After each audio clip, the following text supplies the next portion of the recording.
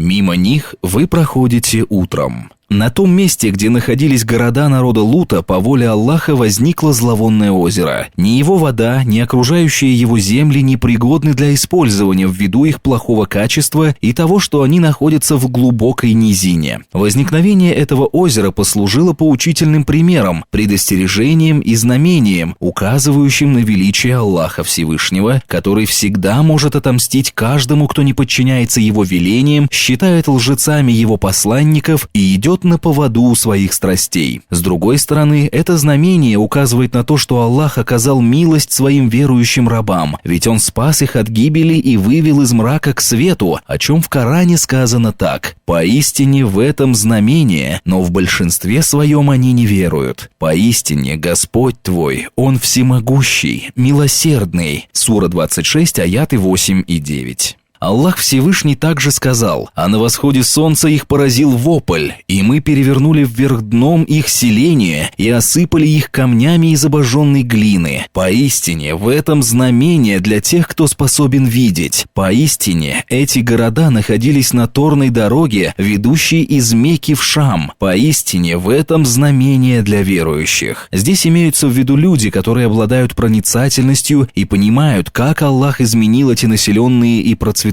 города, уничтожив их и превратив место, где они находились, в безжизненную пустыню. Слова Аллаха «поистине эти города находились на торной дороге» означают, что они находились у большой дороги, которая используется и поныне. На это указывают и те аяты, в которых говорится: «Потом уничтожили мы всех прочих, мимо которых вы проходите утром и ночью. Неужели вы не уразумеете?» Аллах Всевышний сказал: «И оставили мы от этих селений только ясное знамение для людей разумеющих». Аллах Всевышний также сказал: «И мы вывели верующих, которые находились в этих селениях, обнаружив там лишь один дом, где находились люди, покорившиеся Аллаху. И оставили мы на месте, где находились эти селения, знамения для тех, кто боится мучительного наказания». Это значит, мы оставили их в качестве предостережения для тех, кто боится наказания в мире вечном, страшится милосердного, хотя и не видит его, запрещает себе подчиняться страстям, воздерживается от ослушания Аллаха и того, что было им запрещено, для тех, кто боится уподобиться людям народа Лута, ибо человек, уподобляющийся тем или иным людям, пусть даже и не во всех отношениях, относятся к их числу, о чем поэт сказал так: «Вы не являетесь людьми народа Лута, но люди те от вас недалеки».